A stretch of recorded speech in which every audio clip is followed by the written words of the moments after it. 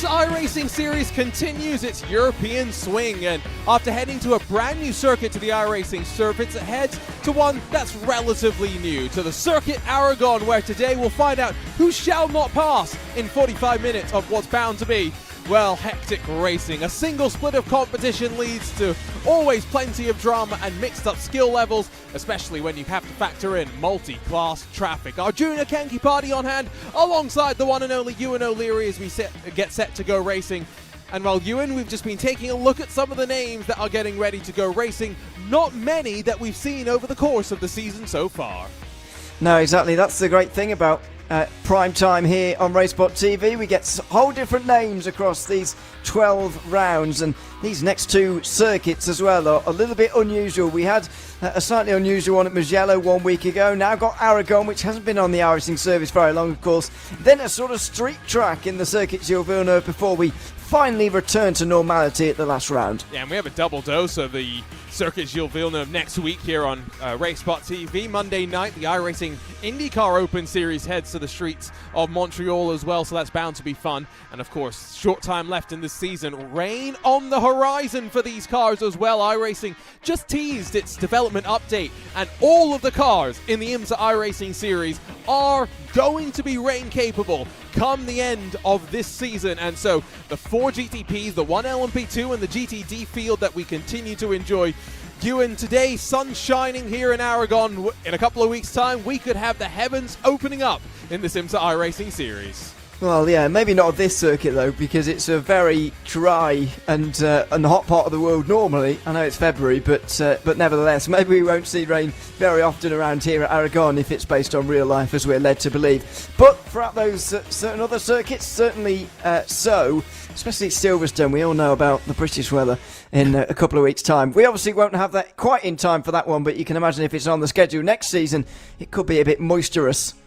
It should be interesting as well how drivers look to adapting to the continuing change that iRacing continues to bring as we move forward. Of course, new tracks coming as well. Portimao going to be one that, you know, we went to Mugello a couple of weeks a week ago. Going to be interesting to see maybe if we head over to Portimao moving forward. Qualifying underway, and we're in the closing stages of it as well. We've got a large GTP class. Over 20 of the hybrid machines will be rolling at the front of the field. Only 3 LMP2s, so not many of them in the Dallara P217. And then GTD's Matt Loveridge has just gone to the top with a full second through the rest of the class. There's about 13 machines there. Because we've got so many GTPs, Ewan, today, it's going to be crazy.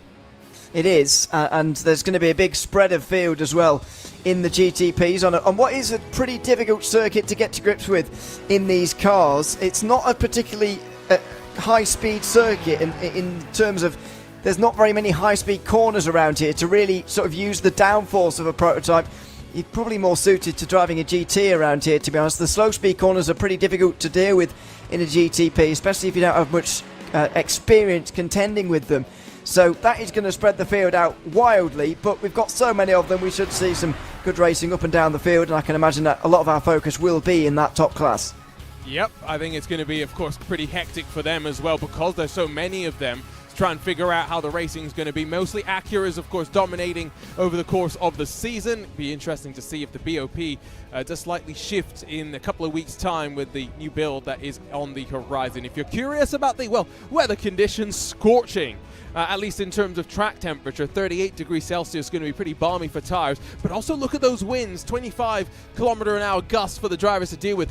A track like this where downforce is somewhat important through some of the fast sweepers, you're going to be careful to just for drivers to be aware, Ewan, of those changing wind gusts. Yeah, especially because these prototypes that rely on it are a little bit lighter as well. They can get blown around a little bit more easily, so we've got to be careful of that. But the temperatures are going to be very much something you don't contend with so much at this time of year. But as I say, this part of the world is very, very warm. And we're seeing that down on the track here today. So that's something to deal with, although it is only a 45-minute race. So drivers get themselves onto the grid. They get a full formation lap with which to work to build some temperature into their tires. Also means plenty of time for us to talk you through how they'll line up. Important because some new names that we've got to try and say correctly. So let's run you down to the starting grid. Let's take you through the, well, almost 37 machines that will roll under the formation lap. It will be Linus Strunlund at the front of the field alongside Jack Buser, and only 14 thousandths of a second split the two of them. Arthur Menard and Tiago Rodriguez on row number 2, and then Diego Morelli and Kimi Tani 5th and 6th positions. Interesting to see, of course, some new liveries adorning these Acuras. Roland Alfredson and then Marco Cesana back on row 4 with Ryan O'Connor, and then Maxime Demolin rounding out your top 10. 1 full second splitting the front 5 rows.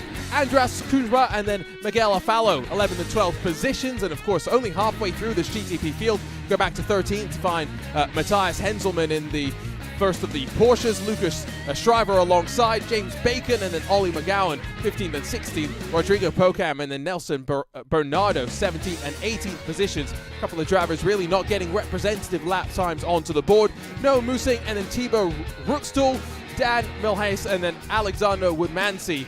Plenty of cars with no times on the board in this qualifying session. As mentioned, only 3 of the Dallara LMP2 machines, and only one of them with the time on the board. Rodrigo Camus will be at the front of the class come the start of this race, but he'll have Jan Jaap de Vos to deal with along with Sergi Romero, so keep an eye out on the 3 in LMP2 that will tango through this race. The Olympus Esports machine and Matt Loveridge, the fastest of them all in qualifying for the GTD machines. Alan Binaki will be alongside in the number 20 machine. And of course, such a large margin then sees the draft maybe play a factor for some of the other cars. Michael Prostakis and Sebastian France behind them on row 2. Henrique Soto and Clayton Montgomery share row number 3 as we continue to see plenty of Porsches up through the top. Carlos Chiano and Rick Binnersley, 7th and 8th positions. Jonas Peterson and Christian Peterson in very identical liveries, looking to try and to be the best of the Petersons in class. Jared Van Langveld and Alfredo Segura, no times on the board in the Lamborghini and the Porsche respectively. And so that's a look top to bottom through the field. 37 drivers as mentioned, off and away. On their flying formation lap already, GTP's underway. Ewan, looking through that grid, any surprises, any expectations for the traffic management that we've got in store now? Well, yeah, the advantage that we've got in this one is that the GTPs are the most numerous class here, so that does mean that the amount of traffic for these guys to overtake is somewhat diminished, but they certainly take up more than half the field to those GTPs. That will help, but there are still a lot of GT3s to worry about, and as I said earlier, there's a big spread of field in all 3 of the classes as well, which is going to make things interesting in terms of even same class cars coming up to lap each other. We saw the track conditions at the end of qualifying. Let's see if we can check back in with them as they roll away on the formation lap. Still see the strong gusts of wind, still seeing the high temperatures as well, but you see 2 p.m. likely to potentially see the temperatures drop off. Big gap back to the LMP2 class where only 2 machines seem to be rolling, so Sergio Romero not going to be joining the fray. And then the GTDs trying to figure out how much of a gap to leave behind as well. Remember, all 3 classes you win are going to start at the same time. It's going to be crazy for those GTDs in particular, starting before the final couple of corners. Yeah, although it is the more gentler final corner, it's not such a severe stop down to the hairpin, which really would have been a problem if we were using that old other layout, but the high downforce layout will suit them off the start. It will not suit them particularly through the race though, because they do probably require a bit more aero downforce for that corner than they really have. It will suit the prototype classes, of course, but not them. By the way, I'm wondering why the LMP2s don't just start with the GTPs. There's so few of them, they might as well. It's not a bad idea. The only problem would be if there's chaos for the GTPs, then the LMP2s are going to be probably involved in it. This is a section that I'm not a fan of. The 4 corners that take you away from what is otherwise a very long back straightaway, but maybe a necessary evil in the era of modern safety, of course. It's going to mean that drivers come out of this chicane, very tight left-hander down the bottom of the complex, and then a run. Effectively, you jump on board with these GTP machines in towards a hairpin. You can see the track continues to extend, but we're not going the full distance. Instead of getting onto the brakes hard, it's going to be a slightly faster final corner for these hybrids in particular to navigate their way through. It's going to be a very fast final corner. They're going to be really on high speed through there, putting a big load on their right hand side tyres, really leaning on their cars as they go through the final corner. It's going to be fantastic, but unfortunately just diminished overtaking chances into the final turn, which is why I probably would have liked to see that tighter hairpin. So, we got 36 starters. Ewan, how many are going to survive lap number 1? Come on. Survival lap number 1, I'm going to say 32. So that's a pretty good count. You're feeling pretty confident, huh? Well, I'm just plucking a number out of thin air, to be honest with you. Okay, no optimism then. Here we go, ready to go racing. Pace car off and away, and we've seen plenty of chaos on Friday night prime times before. What will happen here at Aragon in the IMSA iRacing Series? GTP car streaking off into the first braking zone at turn number 1. And let's not forget LMP2's GTDs underway as well. As expected, there was chaos for the GTPs. Bit of concertina off of turn number 1, and now through the slow first sector that builds up the speed, they're finally getting up to speed and starting to single file out. The two LMP2 cars are trying to fight in and amongst themselves as GTD's onto the brakes, and great start for Matt Loveridge, but a send for third in behind. Yeah, Matt Loveridge has got to take charge of this race right from the very start. I would put him as a clear favourite in GTD to win this race, the Olympus Esports driver, and he's immediately putting his hat into the ring for that win here on the opening lap. It's been a relatively clean start though up through the field. It's quite a tight first corner, which is difficult to get through on occasion, but it looks like we have done. There's a swap around at the front of the LMP2 class, which is in effect the only battle in class to worry about. So Jan Jaap de Vos has gotten in front of Rodrigo Camus as they head now down into the chicane for the first time in these GTP machines. Already been a couple of swap arounds as off the track goes Ryan O'Connor, and the Precision Racing Esports car will cut back onto the track and try to fend from Miguel Alfalo. But here's the tight left-hander. This is where the hybrid will spool into gear and drivers will try and get off the corner. Looked like 11th and 12th positions side by side as onto the back straight away they go. Yeah, looks like it. Saw a couple of spins in the background as well, by the way, going into that chicane at turn 12. So there have been incidents, but fortunately not at the first turn here in GTP, but a little bit further round the circuit instead. Here's the final corner, which, as I said earlier, doesn't really provide you with anything particularly appetising with regards to overtaking chances, and that is displayed perfectly on your screen with the top 10 absolutely single file right now. So we might expect traffic to play its part. Here's the GTDs. Matt Loveridge is trying to take advantage of this opening lap and extend the advantage beyond drafting range. He's 1.6 seconds clear as they head through the fast left-hander towards the end of the lap. You see the very colourful Olympus Esports machine just trying to get out onto the start-finish straight with around the 2-second bubble. That's where the draft will really have a strong impact. Opening sector, battle for 5th inside of the GTP cars. It's Diego Morelli that's dived up the inside of Roland Alfredson, and now as they dive down the hill, look how much of the track that they cut as well. Oh, it's plenty exciting for these drivers as they now try and close on those up front, starting to break away.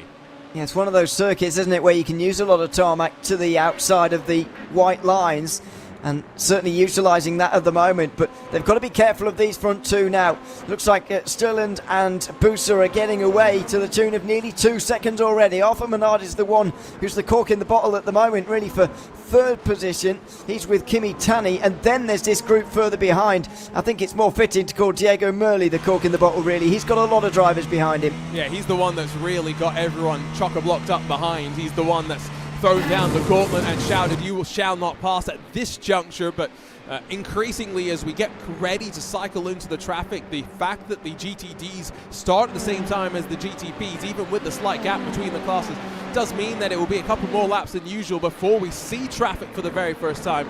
But after that, going to be fast, furious, and relentless. You best believe. Back on the replay, let's look as the grey Acura tries to look up the inside of the 21, and this is into the chicane, and that's why it went around. There's a look to the inside. You've got to be careful there, haven't you? Because you've got the, and the flash of the lights as well. He's clearly not pleased. You've got the car on the right-hand side trying to give you space, of course, but you've got the curb on the left, which you don't want to smack because you end up going sideways there too. So it's a difficult threading of the needle job, and maybe something similar has happened down here into 12 for the GT3s. Ooh. No. In fact, was that the Pettersons nearly hitting each other there? It was indeed, and that was Christian who almost ran into the back of Jonas. So, I mean, as close as you'd like, but they get away with it, and Christian's now dropped to the very back of the 36 cars that continue to run around the track. So Ewan's prediction was actually not far off. Clean lap number 1. Not many cars really involved in too much drama, and now we're on to the third lap already of an estimated 28 or 29, depending on how fast these GTPs in particular are going to run through the traffic. You check back in, by the way, with Arthur Menard. He's in that bright yellow Acura being hunted down by Kimi Tani as they run their way for the final podium spot. Yeah, that's the battle for third position at the moment. I did say that 32 would make it through the opening lap, just to plug that number out the air, and no one's been in the pit lane yet, so that's not gone well. But I'm glad it's been a clean start. There's been a couple of spins, of course, but nobody's in the wall, and that's the advantage of this circuit. It is one of those tracks where you've got a lot of space to play with. It's not one of those where you're teetering on the edge of danger anywhere around here. You have got space to go off and recover, as we're seeing here as well. Now, who was that that's losing a whole bunch of momentum? That's the number 17, Miguel Alfalo. That's dropping down, and with plenty of smoke as well. Out of the final corner, so we're going to have to go and take a look at the replay and try to figure out what had happened. Just noticed in the RaceSpotTV YouTube chat, Ewan O'Leary's best friend Vince Cusi has just jumped in to say that two LMP2 cars, clearly not a very popular combination, but he would have done this race if he had owned the track. The perfect opportunity for him to debut on RaceSpotTV. All I'm going to say is that's not very wet toast of him to not come and join us. Vince Cusi's not my friend, first of all. You met him in person, he's your friend. I have met him in person, yeah. No, that is true. I'm joking, really. But that was going to be my next message to him, actually. It was, why on earth are you not racing then? Because I know he has the LMP2, but clearly just doesn't have this circuit, which is a shame. Let's see what happens in this final turn. I don't suspect that line looked all wrong from the very start and hit the curb at the very end. Good save in the end, actually, but not ideal at all, especially not for tyre temperatures, I can imagine. So there is a little bit of a sleeping policeman on the inside there, so that's what you've got to watch out for. It is one of these tracks where, you know, there is plenty of runoff, and so there are those opportunities to add those, let's say, disincentives to drivers to test the bounds of track limits, and so unfortunately one of the drivers coming afoul of them there. This is now all the way back for 15th position that Alfalo finds himself dropped into the action. Rodrigo Pocam in the very back of the train. Bright orange machine going to try and look past Noah Musing. This is actually where, by the way, we've got some interesting mix of GTP manufacturers. Yeah, this is what I want to see. The Acuras are everywhere at the front, but we've got Porsche, Cadillac and Acura back here, and a nice little switch back here maybe too from Musing, looking to take that position back again from Rodrigo Pocam, and right round the outside for the Porsche. Have some of that, he says, and gets down the inside for turn 4 and 5. And we'll be back to 17th again. This is the kind of racing we want to see. Different manufacturers, side by side, switchbacks. It's exactly what we came for. It's not half bad. Look off the back of the Honda hybrid, which of course is just a rebadged Acura, I guess. Not often that you see it the other way around. Usually it's the Hondas that are rebadged as Acuras, but whatever the case may be. What I will say is I'm very excited tomorrow to be racing as in the Porsche All-Stars. In the Porsche 963. What I have found, though, Ewan, is often I talk about on these broadcasts how difficult they are on brakes to manage these GTPs, right? Because you're trying to regenerate some energy into the batteries. You're also trying to just slow the car down, right? So there's two different things that you're trying to juggle. The Porsche's pretty difficult, I've got to say, to stop it in a straight line without locking the brakes. So anytime I see a Porsche driver now, I'm going to be very, very impressed at what they're managing.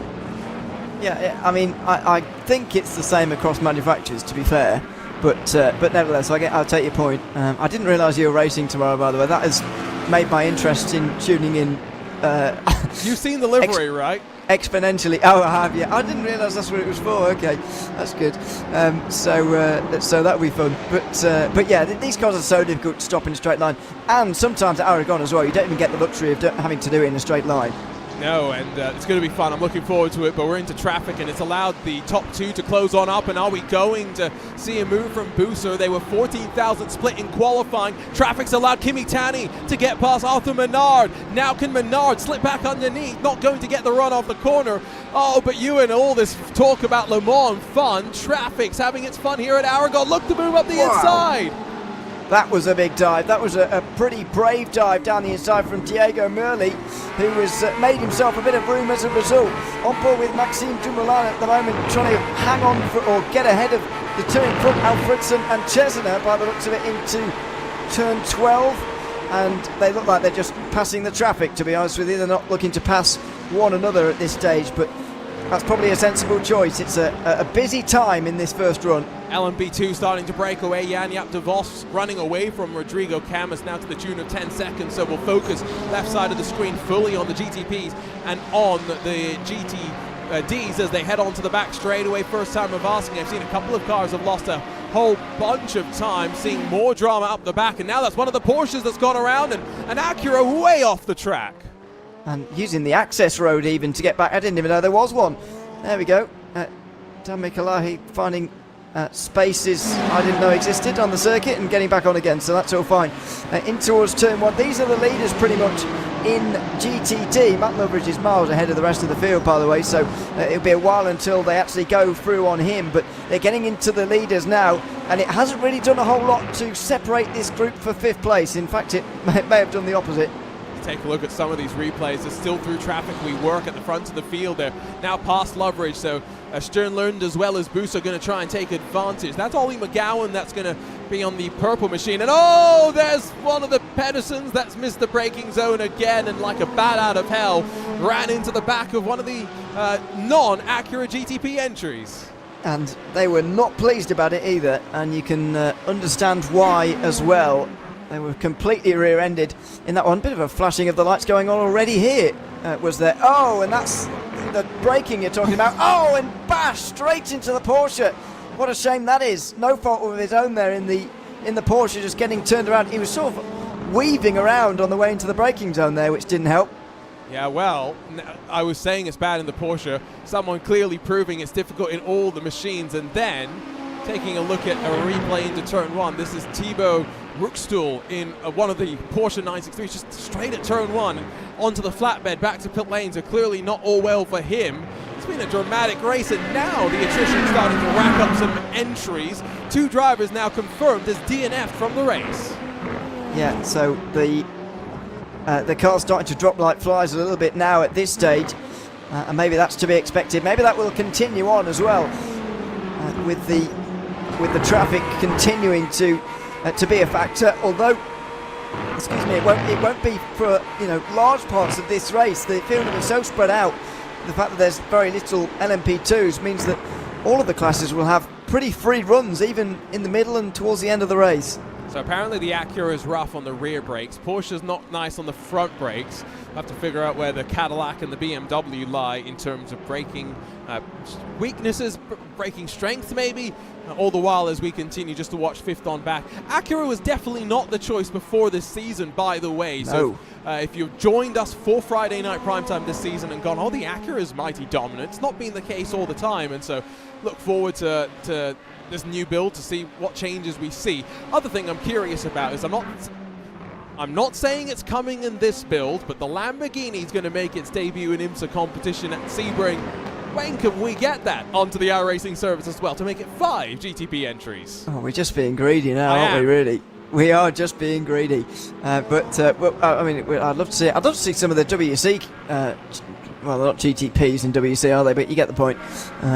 But I wonder how far they are off. Oh dear, one of the Cadillacs off the road now on the really awkward way down through turn 8 and 9, the plunge downhill through there.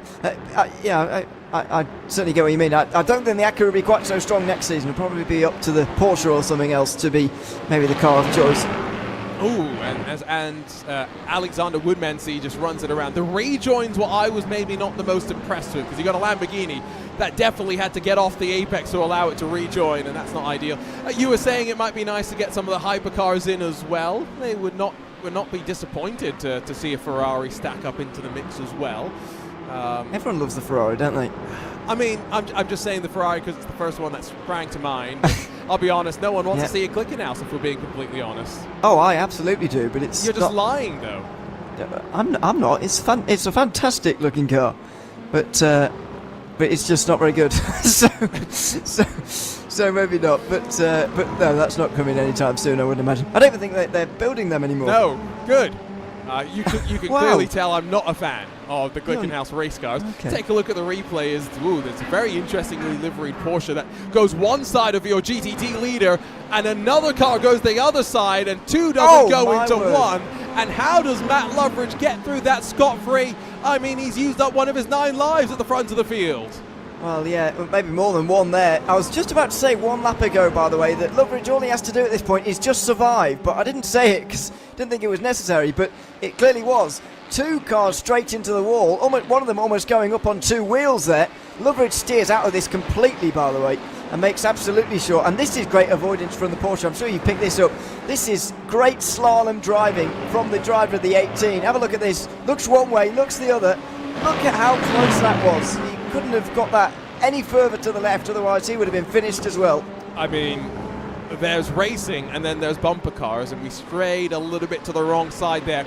One car had gone off the track in the task of trying to pass your GTD leader, and so I think there was a little bit of confusion about whose track it was in effect, and 2 coming into 1. Very good avoidance, like Ewan mentions. Battle for 8C's Thiago Rodriguez trying to get up the inside of Maxime Dumoulin as they head up now through the opening couple of corners. Dumoulin on the inside as the Acura tries to switch it back. I realize it's 2 Acuras fighting, so that's the most useless statement I made on this broadcast today.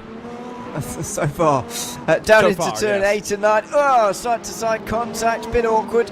And it looks like Rodriguez is going to find himself to the outside and can't find his way through on Dumoulin at the moment, and so he will be down to 9th for now. But this group was very much split apart in the traffic. Dumoulin was on the back of Alfredson and Chesner as well for in that group for 5th place, but clearly the GTD traffic made more of a difference than I first realised.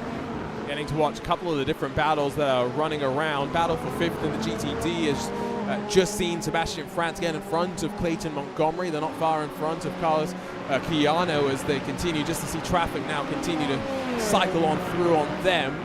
Of course, such a large GTP field with significant speed difference between them does mean that the drivers find themselves in the GTD class having to deal with a couple of different approaches, I'm sure, as to which side of the track drivers prefer to go to. Faster drivers may be preferring one side, some of the less experienced drivers wanting to do slightly different things. And you know, this being an unfamiliar track to many of you, and it's one that I'm sure some of these traffic interactions, they're a little bit scary for both sides. Yeah, I think even if everyone was a bit more familiar with this circuit, it would be difficult around here because it's not one of those circuits you'd immediately go to for a multi-class race. It's a little bit narrow here and there. It does have the runoff either side, of course, but that is not part of the track after all. You can't use it to make any overtakes, doesn't make traffic any easier, so it's a bit of an interesting call to put this in the IMSA Racing Series, but we're enjoying it, and we have seen some unusual circuits as we commented at the start of the broadcast, so not totally against it. And of course the ELMS has come here in the past and maybe still does, so it's not exactly completely unused to multi-class racing, as I believe Montreal is next week. No, Montreal has seen a little bit of multi-class madness in its past, I believe, but it's interesting that you knew that ELMS maybe had come here in the past, but you couldn't remember where they're racing this year. It goes to show how much I think people often watch ELMS, which is surprising because genuinely it's some of the best endurance multi-class racing that you can find, in my opinion. There's too much Hornage. That is true. I can't watch it all. Yeah. And that's just motorsport, never mind anything else. So it's difficult. Are you telling me you mean. watch things that aren't motorsport? How do you find the time to do so? Well, I struggle to. It's WRC Sweden this week, Ewan. Have you been watching today? It's been madness. We had WRC2 cars winning stages outright. No, I did watch it. Yeah, it's been a little bit mental. Yeah, it's crazy. Love it. But anyway, it's not really. The point system ruins it a little bit, but that's a different discussion for another day. Oh, as we see a spin for Miguel Alfaro as he hits the wall. What's just happened in that bottom portion of your screen? That's from second. Jack Bousser's lost about 10 seconds, suddenly down to 4th. Well, the way his car was behaving, it looked like a slowdown to me, but that's way too much time to lose in a slowdown. So let's see what happens. Is it on the brakes to turn 5? It's such a tricky corner. It's on the power, in fact. That's a little bit more unusual. He's perpendicular to the road and then he gets back going again, thankfully just in time, but as you say, loses nearly 10 seconds and is down to 4th. Yeah, now behind it, Merrily and Susanna, who in two very similar liveried machines, so I assume probably have similar cars as well in terms of setup balance. Merrily up the inside of a Porsche, Susanna a little bit more tentative and patient in choosing to go for the move. Suddenly Booster finds himself in a fight behind Arthur Menard, who's been dropped by Kimi Tani, so Tani's in second, 5.5 seconds off of your race leader.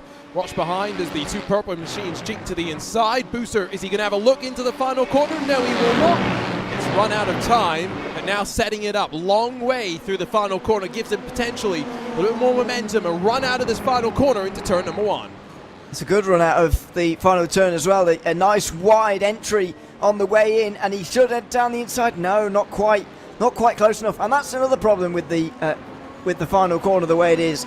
It's pretty difficult to get close enough and get a run, because if we use that hairpin at the bottom of the course, then effectively that straight is a bit longer, because those final two corners aren't really corners, and you're effectively slipstreaming already. So I really would have preferred that other chicane.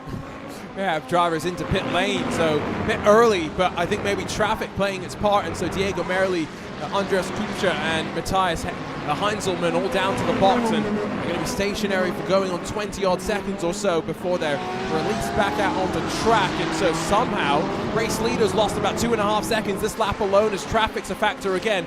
Booster goes a little bit wide, loses some momentum of his own. Here's the leader though, loses that behind second. That's Alan Binaki that's going to now run around the inside of the chicane section. So much going on as these drivers try to navigate their way on through.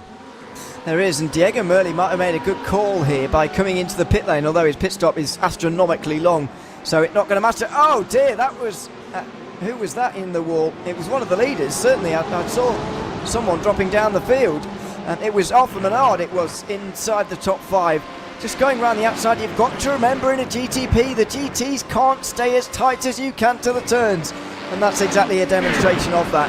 And watch as two Acuras then just chink up the inside and just slide their way on through. Very fortunate to be able to get through. Seeing that Alan Bianaki's come into pit lane, and a couple of the GTPs going to follow him as well. So you're right that Diego Merrily is going to surely something's happened to him, because this pit stop's continuing. It's 90 seconds and counting for him.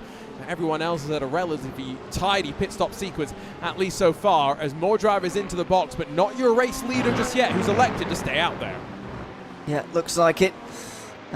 And why not as well? He's got clean air, road to himself, and there's no reason for him to come in the pit lane at the moment. Still with a decent lead here, Stirland, but it's not one he should be particularly worried about at the moment. Driving the number 1 car, he's clearly the favourite as far as iRacing is concerned, and he's proving that right now with a decent lead. It's a decent race so far for him, but as we continue to work through, check back in with LMP2 momentarily, because here is your race leader, Jan-Jaap de Vos, in the number 32 machine, 23 seconds ahead of Rodrigo Camus, who of course did qualify on pole, but mainly just because De Vos did not set a time in the qualifying session. De Vos 2 seconds quicker in terms of fastest lap so far.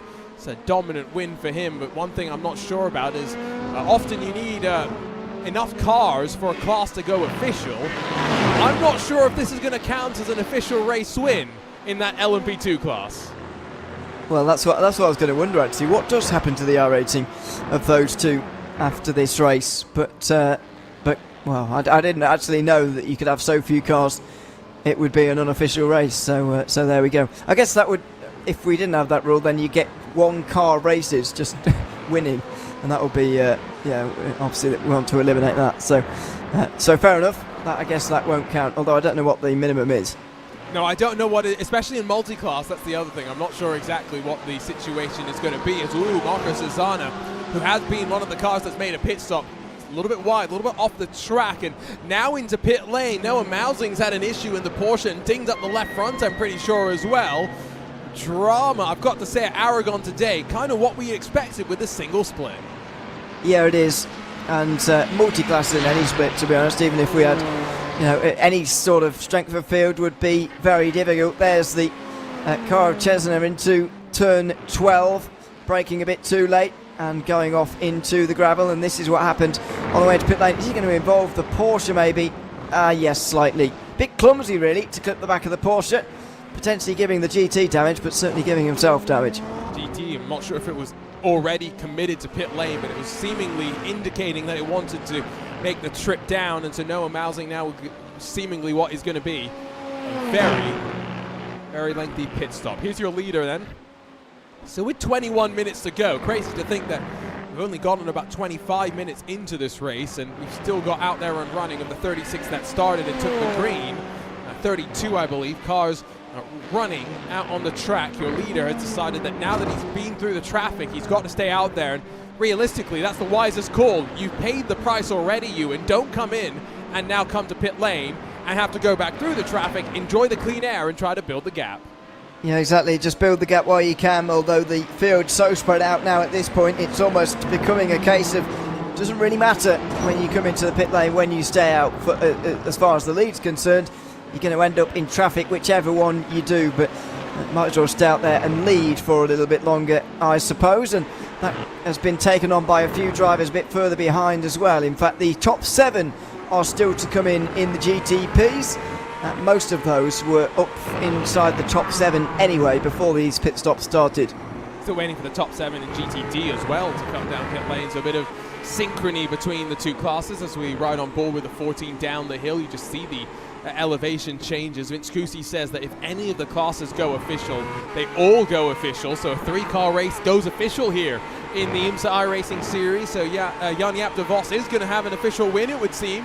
Rodrigo Camus will grab second, and of course we did not end up seeing one driver take to the start, and so he officially will be classified as a DNF. Also Zana once again off wide, and this time has ripped the rear end off the car, and now on the flatbed back to pit lane. All not well in the camp of the number 11. I'm not surprised he's back to pit lane either. The rear left wheel was no longer properly attached, and the rear assembly of the bodywork was also detached as Linus Sternland comes down pit lane, just having to negotiate one of the prototypes coming in right ahead of him, and all of the what's becoming a graveyard of cars actually getting repairs on pit lane as well. Well, as your leader hits the box, I've just watched the replay back on my screen just to make sure that I believe what I'm seeing before we show it on display. So we're going to take a look at this full sequence, and a picture says more, you know, a picture says 1,000 words, video says even more, right? So this is out of the final corner. 2 GTP cars battling with a Ferrari. You see Susanna goes around the outside, lights flash from said Ferrari, and I'll just leave you with this.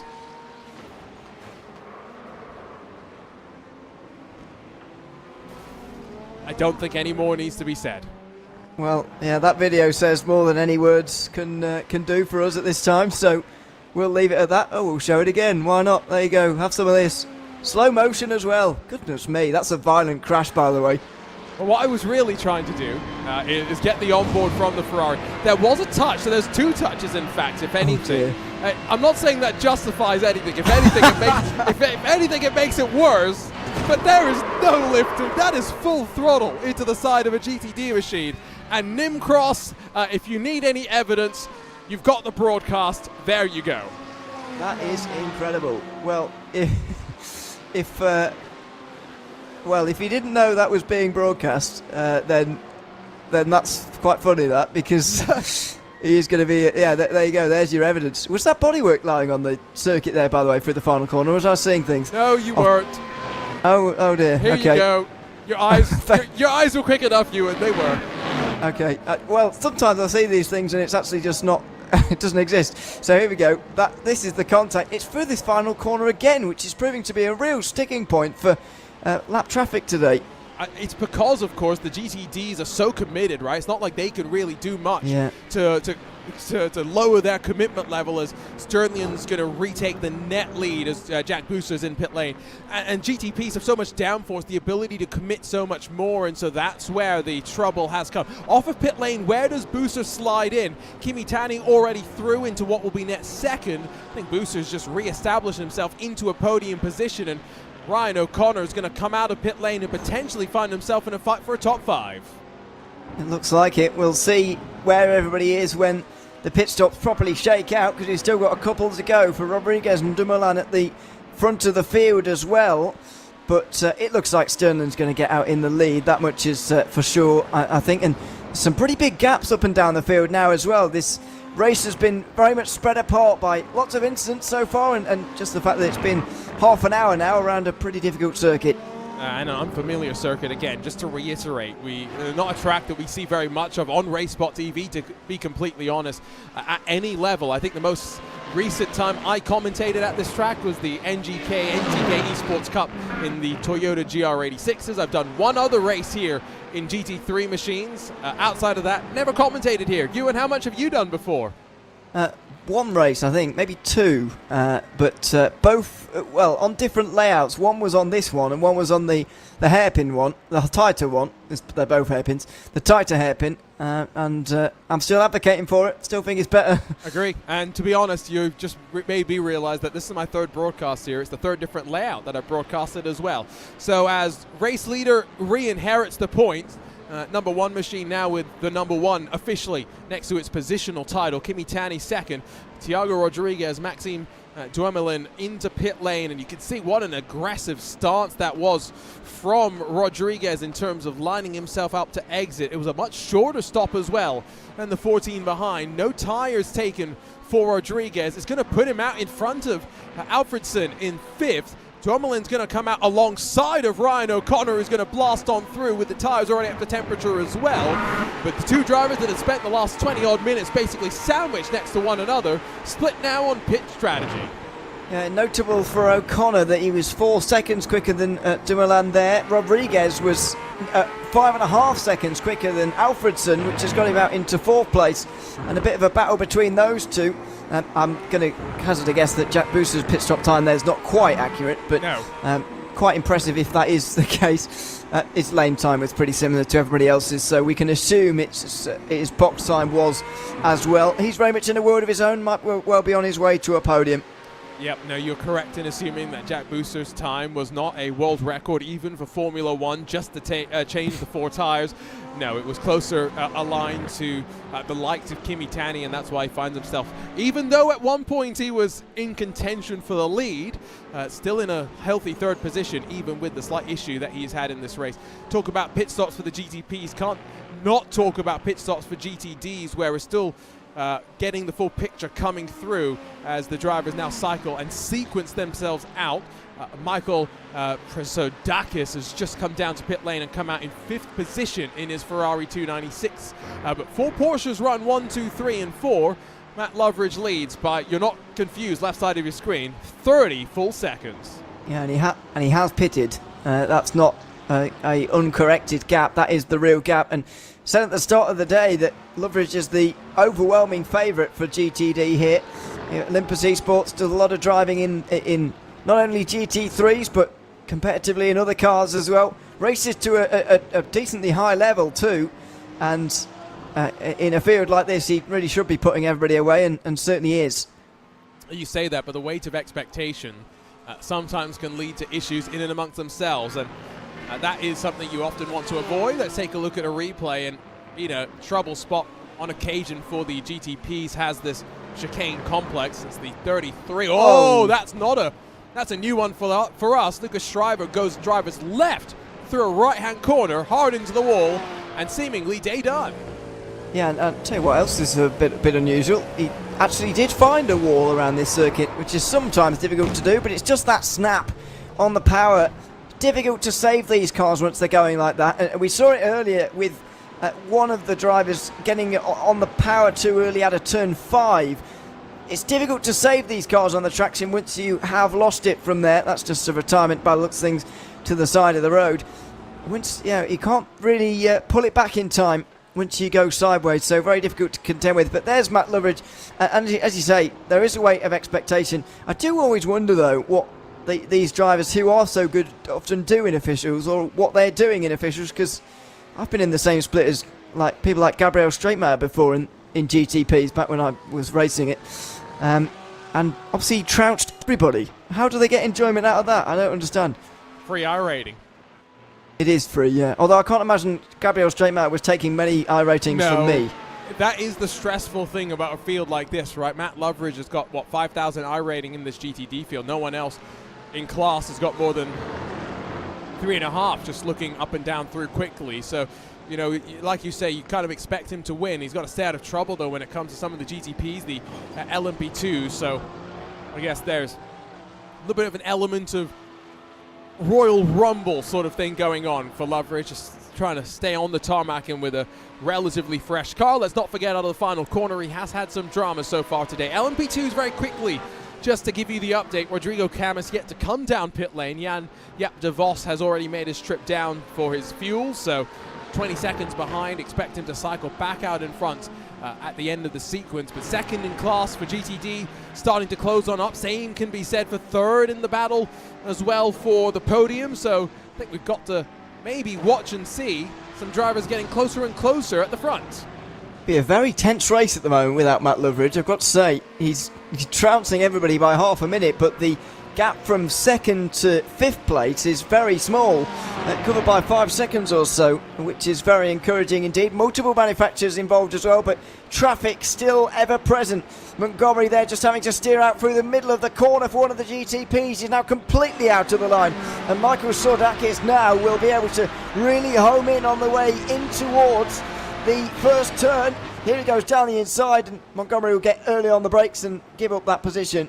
You can see as well Montgomery was trying to cover off. I believe that is Arthur Menard trying to get around the outside. Did not want to lose out on track position, although now Montgomery already 6 tenths behind, just struggling in the opening couple of corners. That Ferrari looking a lot more balanced, all things considered, with now less than 10 minutes left on the clock. It's 6.5 seconds still at the front of the field in terms of race lead. Jack Booser in a bit of no man's land, as we mentioned before, and realistically GTPs as it sits right now, not expecting too much to change inside of the top 10. LMP2s, I am starting to kind of wonder if what Rodrigo Camus is trying to do is go as long as possible and cut a pit stop out. I don't know if that's necessarily possible, though. No, I don't either. Slightly puzzling at the moment, I've got to say. And by the way, these LMP2s not doing so badly overall. They're beating some GTPs at the moment, so they're racing well, but yeah, surely it's not possible for Camus to go over the entire 45 minutes. I wouldn't have even thought it's possible in LMP2 if you had 100% fuel to go a whole 45 minutes. It's a bit of a stretch, so goodness knows what it's like when it's reduced. Surely it'll be in soon. Yeah, there are tracks like Long Beach, for example, where we can see drivers go the 45 minutes without a stop, but that's because there's so little time at full chat on throttle, as Rodrigo Camus is going to have to come in to get the fuel tank filled on up, and so comes into the box, and it will give Jan de Vos the race lead once again. Check back in with the GTPs. Tiago Rodriguez had to serve a drive-through penalty for hitting the incident limit, and now goes around the outside. Look behind as two cars fighting for position. Another one just a lap down, work their way through the traffic, fight for 8th in class. Yeah, all very busy here. As I said earlier, not everyone in terms of traffic will be on the same lap. You'll have to lap people in your class, and there'll be different interactions with regards to GTs and that as well. So that's to watch out for here for Tiago Rodriguez, who is in 8th place at the moment. Slightly puzzled as to, I guess he's done his drive-through, which has put him back here, and now he's on the defence, so that all makes sense. You'd expect him in that case to be a bit quicker than Kushma just behind, but proving to be tricky at the moment. Maybe at the stage race, trying to avoid running off the track too much more as well. Cut plenty of the left down the hill, as onto the back straight they will start to rumble. Long left-hander, you can see how much they continue to just try and cut. Get onto the brakes very quickly as well here, of course. The back straight interrupted by the chicane. Careful of the curbs raised on the left-hand side as you try and navigate your way on through. Coming into the closing stages of this race, probably have 4, maybe 5 laps to go at the line as the 15 goes deep and somehow avoids running into the back of Rodriguez. Has to watch from behind, of course, the 18. Noah Mousing not for position, several laps down, but will fill the rearview mirrors off to the final corner. Yeah, he's behind most of the GTDs, is Mousing, and thankfully in that case not getting involved down the inside at the final turn. That's exactly what you want to see from someone who is down the order through the final turn and out over the line. Go these two. Can Kutsma get back in tow again and present himself with another chance with 6.5 minutes to go. This is what I was mentioning earlier. May have sounded like I was stumbling over my words, but no, the battle for third was starting to close up, even though fourth and fifth are already right on top of one another. Long way around for the Ferrari, but Enrico Soto's going to try and box him out on the inside. That's a real race driver move if I've ever seen one, just absolutely chopping the nose off of the Ferrari 296. Clayton Montgomery not going to join the fray and try and force the issue just yet, but this final spot on the podium going to be hotly contested between these GT3 machines. Oh, and they're all wide. They've all missed the apex. Suto first. Sordakis pretty much followed him, and now it's going to be up to Montgomery, driver we're riding on board with there, to take advantage. There's some more contact again. This is going to be a good fight for third place, although they are resigning themselves to not catching the 20 car for second. That was about as close as you could get to a wide open door, but not wide enough for a Ferrari, it would seem. Out of this long left-hander they will come. Seems as though I saw for a second a GTP car was closing on them. Was that a trick of my eye? It was an LMP2 car, in fact. So Rodrigo Camus not going to force the issue by any means. He's got plenty of room with which to give these drivers room to fight. Deep under the brakes, into the long left-hander as they slightly rise into the second part of the chicane. I get the sense that it's going to take contact, and the Ferrari almost runs into the back of Soto. That Porsche's going nowhere through some of these corners. And Montgomery is going to have them both very nearly. The LMP2 staying about as far away as you possibly can, driving down the AstroTurf. And then Soto aggressively dives for the slipstream to hang on from his fellow Porsche. Montgomery will look down the inside. Will he go for this? Maybe. Oh, it's not quite there. Into turn 16. Good effort though, and he might well look for the run off the corner. The Ferrari's so good through this turn though, and maybe he'll go to the inside. No, he's boxed himself in. Oh, he's going to be off the road. Don't go down there. Oh, I'm pretty sure Soto's running short on fuel because he was so slow down some of these straights. He turns himself on the front of Montgomery, who now clips the wall through turn number 1, and the Ferrari and Michael Tsurodakis runs through to now take third position. And what I've got to say was about as helter-skelter of a fight as you could get. Soto now back on pit lane as expected. Well, there were almost no rules happening there at all. No, certainly none being followed because overtakes off the circuit, someone getting turned into the wall, someone else clipping the curb so high their car got airborne. It was all going on here in towards turn 1. So Montgomery gets a decent run here. He's on the inside of Soto. I don't know why Sordakis doesn't go to the inside of both of them, to be honest. Instead, he decides to overtake them both well off the road. Soto tries to give him room to re-enter again, and Montgomery doesn't want to do that, and so Soto gets turned straight into the wall. Montgomery drives straight over the anti-cut in protest and spins himself out. I almost think as though that was the wisest thing that Tsurodakis could have done there, right, is put himself in the position where on the outside, all he's got to do is watch that no one locks up and straight lines the corner. All he could do by jinking down low is squeeze himself to the wall. So maybe there was a little bit of awareness there in terms of how the rest of that sequence was going to unfold. End result is though we've got, what, less than 3 minutes now or so to go. Clock's going to strike 180 seconds right now, in fact. Here's your race leader onto the back straightaway and in towards the final corner for what will be the 26th time of asking at the line, and I think you can quote me on this. We got 3 more laps to go, 2 more laps to go. Don't quote me on it.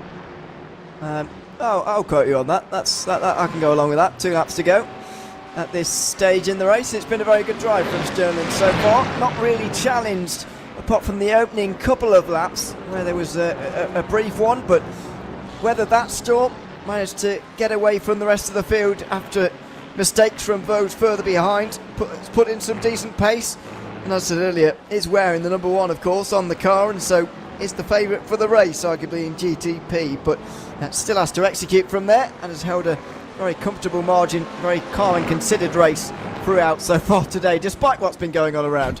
Yeah, despite all of that, in the fiercely forward colours as well, of course. So you see the Acura running strong up towards the front on these final laps. There's really not too much to talk about, although your leader does have to watch as That's Ollie McGowan, who is in a fight with Diego Merli behind. So I think, you know what, Sterling's going to say, have at it, gentlemen. Thank you very much. Avoid running into me if you can, as he try and fight for the final spot in the top 10. They'll get an additional lap now because they've unlapped themselves from the race leader. Scenes here at Aragón. Well, will they stay unlapped though? Because I don't have particular confidence that they will. Now I quite understand why Merli was so desperate to get through. What's happened to Kimi Tanny? Sorry, Ewan. Oh. Smoke in the air. Here comes Jack Boozer. We'll have one more lap to go. Has Kimi Tanny done something to his car? Well, let's see. It looks like it's just been a spin into turn 12 from what I can see. I can't see any damage, but that doesn't mean there isn't any. And his car looks to be driving fairly straight, although it might not matter whether there's damage or not. The gap's not very big anymore. Just over a second. Maybe there was traffic involved. It was this Ferrari who just got overtook by the leaders not so long ago, and it was a bit of a palaver. In fact, it was a solo incident for Tanny. Way too late on the brakes. Too much speed. Far too much speed. Wow, that's crazy to think that after driving effectively 27 odd laps perfectly, that penultimate lap of the race, first mistake for that number 8 machine. So 1.5 seconds. The tires may be screaming in agony, but got to think there's not enough time for Boozer to close up and to make a move happen on what is the final lap of this race confirmed. Diego Merli's got it in front of Ollie McGowan. McGowan's now behind your race leader, so he won't have a chance to try and re-attack to get back up into the top 10, you, and to the point you made earlier. Yeah, exactly. I didn't think, well, to be honest, I don't think either of them are going to stay unlapped here. McGowan has already lost it by a couple of seconds. Diego Merli will say, well, I don't really want to do an extra lap, thank you. And so through goes Sternland now. And as long as Merli keeps it on the road, he should be able to finish inside the top 10. But only 9 cars on the lead lap after 45 minutes. That shows you a lot about today's race, I think. Just a little bit about what has been one of the wilder races we've had in Friday night prime time. That's kind of what you expect when you come into a race where a lot of the top level drivers maybe not gelling with the combo, and instead we get to see some new faces at a track that they don't have maybe the most experience in. Plenty of multi-class madness today in a field dominated by GTPs. It's been a dominant drive though at the very front for Linus Sterling in the number 1 machine, victorious here at Motorland Aragón, and it'll be by a margin of more than 14 seconds at the end of the day. Second will go the way of Kimi Tanny. Jack Boozer not going to be able to close in the final stages of the race. And now a few moments before we can get to see the LMP2 winner across the line. A while before we'll get to see the GTD winner across the line as well. But Ewan, great to see plenty get to the checkered flag and finish this affair. Yeah, that is fantastic to see plenty of drivers cross the line at the end, around 30 I think actually, which is good news indeed. Matt Loveridge is actually going to be credited with 1 lap over the rest of the field, which I guess does sort of represent what we've seen in today's race. He's been head and shoulders above the rest, and he will win by a long way. And Jan-Jaap de Vos has done well to come back from not qualifying, overtaking Carlson, holding on to the race win in LMP2 as well. Yeah, I mean, we haven't really talked too much about LMP2, mainly because after the swap, Jan-Jaap de Vos ran away, and in a very colourful machine, he'll clip the sausage curb out of the final corner for the final time, but it won't really matter. Victory in the LMP2 category goes the way of Jan-Jaap de Vos, and it will go the way of Matt Loveridge in the Olympus Esports car in the Porsche 911 GT3 entry. A full lap ahead of the rest of the GTD category. It was already about a 60-second advantage before the drivers behind categorized as 1 lap down. But a fun-filled affair at Motorland Aragón, and I think we can look forward to what will probably be a pretty similarly chaotic affair on the streets of Montreal as we make our way to the circuit Gilles Villeneuve. We'll run our way down the race results. We'll quickly recap the race that we've seen, and we'll say goodbye to you here on Friday Night Prime Time.